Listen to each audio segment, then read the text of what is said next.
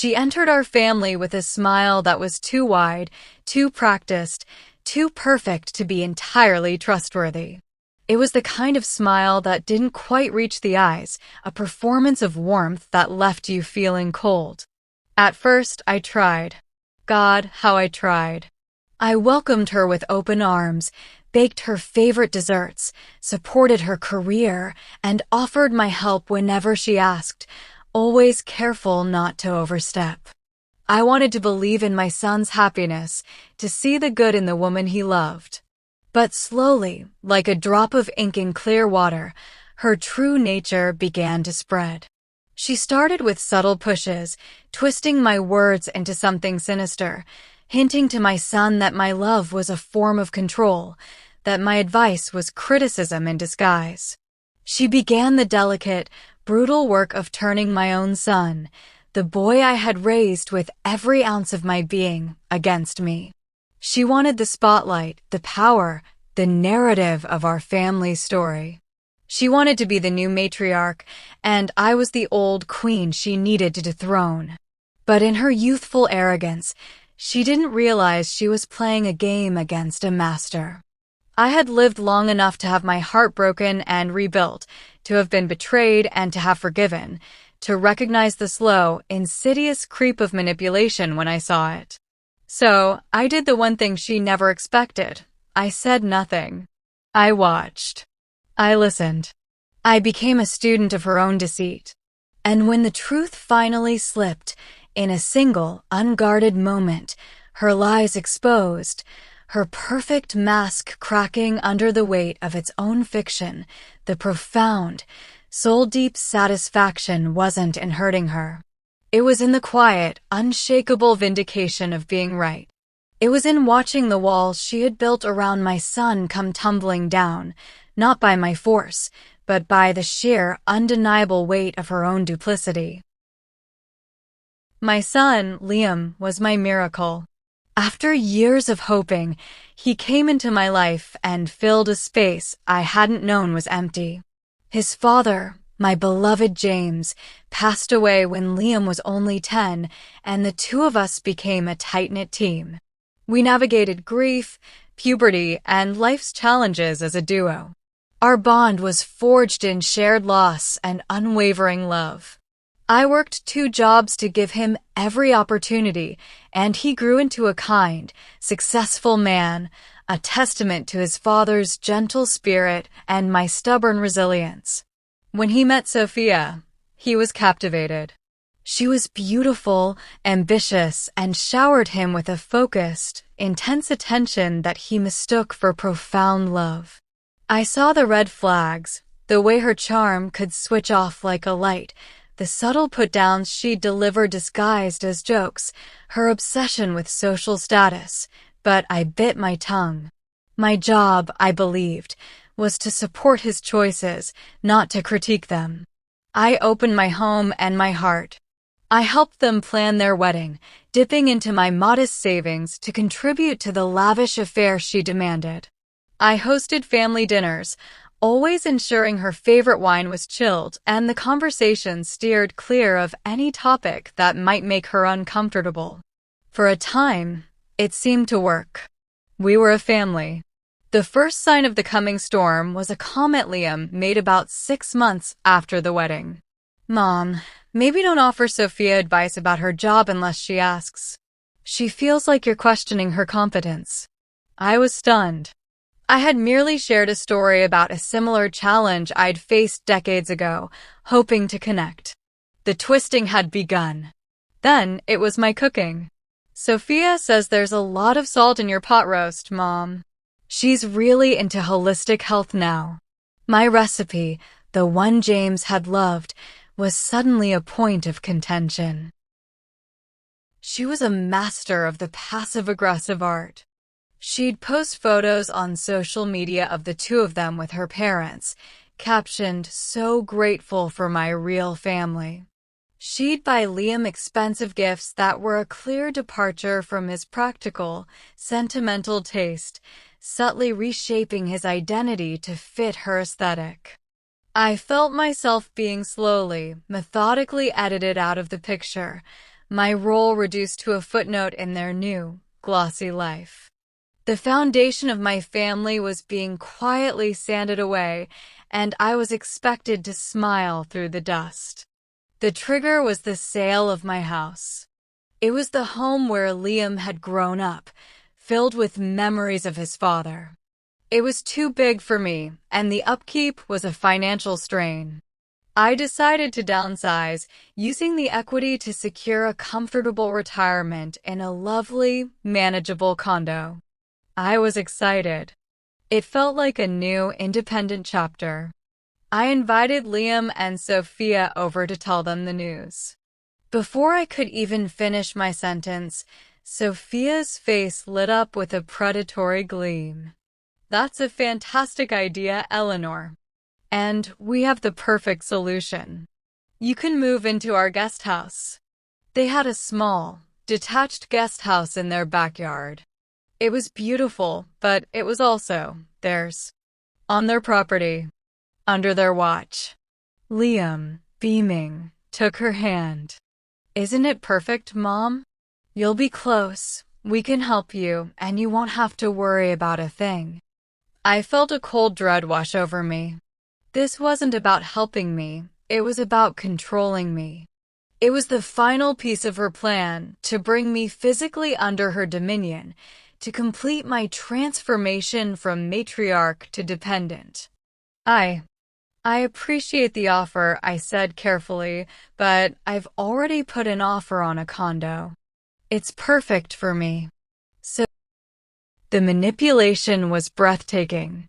She had taken my act of independence and framed it as a personal rejection. Liam's face fell. "Mom, is that true? Why wouldn't you want to be near us?" In that moment, the line was drawn. This was no longer about subtle slights. This was a direct power play for my autonomy. Her smile was a lie, her welcome a trap. The woman my son had married wasn't just difficult. She was a strategic and emotional predator, and she had just revealed her ultimate goal. After the guest house incident, the campaign intensified. Sophia stopped returning my calls. My invitations to dinner were met with excuses. When I did see Liam, he was distant, his conversations littered with Sophia's new talking points. "Sophia says you've always been financially impulsive, Mom. Sophia thinks you rely on guilt to control people." I was being systematically erased from my son's life, my character assassinated in quiet, private conversations I couldn't defend myself against. The loneliness was a physical ache. I'd sit in the quiet of my new condo, surrounded by boxes of memories, and feel the profound silence of my son's absence. I started having chest pains from the stress, a tight, anxious knot that never fully went away. The final, crushing blow came on my birthday. For 30 years, Liam had never missed calling me first thing in the morning. This year, my phone remained silent. By noon, I was worried. I called him. He answered, his voice harried. "Oh, Mom, happy birthday. Sorry, it's just a crazy day. Sophia has a big work thing, and I'm helping her prep." There was a pause, and I heard her voice in the background, sharp and clear. "Liam, we're going to be late."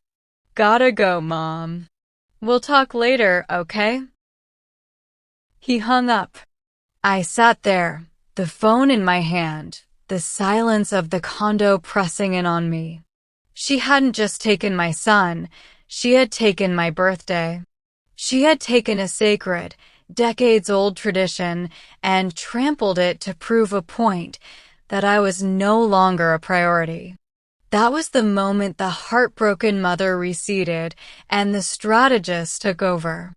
The pain solidified into a cold, clear resolve. She wanted a war of attrition? Fine. But she was fighting someone who had survived far worse than her.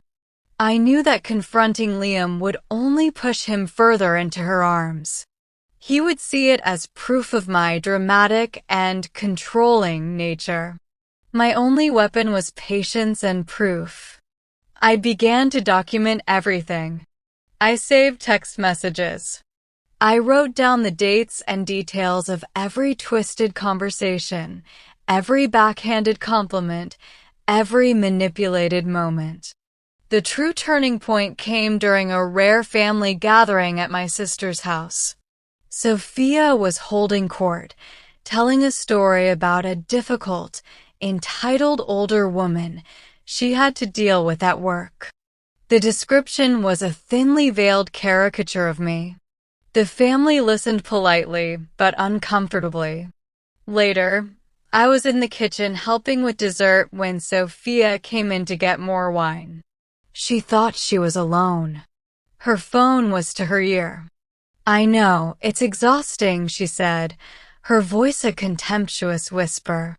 "But I've almost got him fully isolated. Once she's completely out of the picture, we can access the rest of his inheritance. The old bat should have taken the guest house. It would have been easier to manage her." She laughed, a dry, cruel sound. "Don't worry, he believes everything I tell him. He's so trusting." I stood frozen, hidden by the pantry door. My blood ran cold, then hot. This wasn't just about power or family dynamics. This was about money. My husband's life insurance, the modest trust we had set up for Liam. She was systematically alienating my son to get to his inheritance. The power in the room shifted irrevocably. I was no longer just a hurt mother-in-law. I was a witness to a calculated financial predation. The quiet, observant matriarch had just been handed the blueprint to the entire, sordid scheme. I didn't storm out of the kitchen. I didn't confront her. I finished cutting the pie, my hands steady, my face a calm mask. My plan was not about a dramatic, emotional explosion. It was about a strategic, undeniable revelation. My plan was about protection, not revenge. I needed to wake Liam up without appearing to be the one shaking him. I contacted an old, trusted friend who was a retired family lawyer. I didn't want to sue, I wanted to understand. I laid out the situation, the whispers, the financial motive I had overheard. He advised me on how to secure my own assets and, more importantly, how to present information to Liam in a way he couldn't dismiss. My quiet countermove was twofold. First, I began to slowly, carefully reintroduce positive memories of his father into our conversations, reminding him of the values James had instilled in him: integrity, loyalty, and the importance of family. I sent him old photos, told stories about his dad's unwavering BS detector. I was rebuilding the foundation of his own identity, which she had been trying to dismantle. Second, I began to compile my evidence. Not as a dossier to attack Sophia, but as a timeline for myself. A record of the manipulation. I knew the right moment would present itself. I just had to be patient. I would not be the one to break the silence. I would force her to break it for me. The moment came at a family dinner I hosted at my condo. I had invited Liam, Sophia, and my sister's family, hoping the neutral, loving setting would keep the peace. For a while, it did. Then, Sophia made a comment about how cluttered my new place was, a not-so-subtle dig at my decision to keep family heirlooms. Liam, perhaps emboldened by the presence of other family, gently said, "Sophia, that's not very nice." It was a small pushback, a tiny crack in her control. She didn't like it. Her smile tightened. "I'm just being honest, Liam. It's a trait some people in this family could use more of. She looked directly at me. Unlike using guilt and emotional manipulation to get what you want. The room went silent. This was it. The mask was slipping. I didn't react. I simply looked at her, my expression one of calm curiosity. Liam was horrified. Sophia, what are you talking about? Don't you see it? She snapped, her voice rising. It's all a performance. The sweet little widow act. She's been poisoning you against me from the start. She didn't want us to be happy. She didn't want you to have that money. The word money hung in the air, toxic and revealing. Liam stared at her, utterly confused. What money? What are you talking about? Sophia, realizing her mistake, scrambled. The inheritance. She was always going to hold it over our heads. Control us with it. I finally spoke, my voice quiet but clear, cutting through her panic. Sophia, the only time I've ever heard anyone discuss Liam's inheritance was when I overheard you on the phone at Carol's party. You said, and I remember it clearly, once she's completely out of the picture, we can access the rest of his inheritance. The color drained from her face. The room was utterly still. Liam looked from her horrified expression to my calm one. The puzzle pieces I had been subtly handing him for months suddenly clicked into a devastating picture. The manipulated comments, the isolation, the push for the guest house, and now, this, the admission of a financial motive. You said that, he whispered, his voice breaking. Sophia had no defense. The truth, spoken from her own lips and confirmed by my unwavering gaze, was undeniable. The power didn't shatter, it simply settled, firmly and finally, around me. It was a quiet, devastating realization for Liam that the person he had been defending had been systematically lying to him, while the person he had been doubting had been telling the truth all along. Liam left with Sophia that night, but the drive home was the beginning of the end. He called me the next day, his voice raw with grief and shame. He apologized for not seeing it, for not trusting me, for allowing himself to be manipulated. It was the start of a long, painful reconciliation. He and Sophia are now in counseling, but the trust is shattered. He sees the patterns now, the subtle hooks of her manipulation. He has taken control of his own finances. Our relationship is healing slowly. It is more honest now, built on the hard-won ground of truth. I see my son rediscovering the man his father and I raised him to be. The experience nearly broke us, but it also forged a new, more adult understanding between us. He no longer sees me just as his mother, but as a person with her own wisdom and boundaries. This real-life story taught me that love sometimes requires the strength to be silent, to observe, and to trust that the truth has its own gravitational pull. I learned that the most dignified response to manipulation is not to fight fire with fire, but to become an immovable rock in the river, allowing the current of lies to simply wash past until the water runs clear. The greatest revenge was not in her downfall, but in the restoration of my relationship with my son and the quiet, unshakable knowledge that my character remained intact. The strongest steel is forged in the hottest fire.